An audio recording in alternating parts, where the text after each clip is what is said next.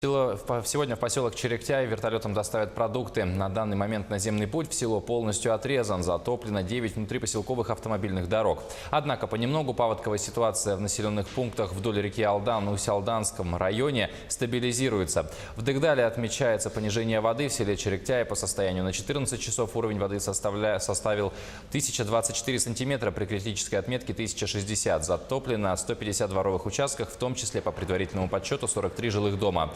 В пункт временного содержания скота в местности Хакыры отогнали 138 коров, на возвышенные участки 183. В настоящее время заторных явлений пока не наблюдается. В населенных пунктах Черектяй и Дыгдал густой средний ледоход. В настоящее время населенный пункт Черектяй отрезан наземным путем, полностью отрезан.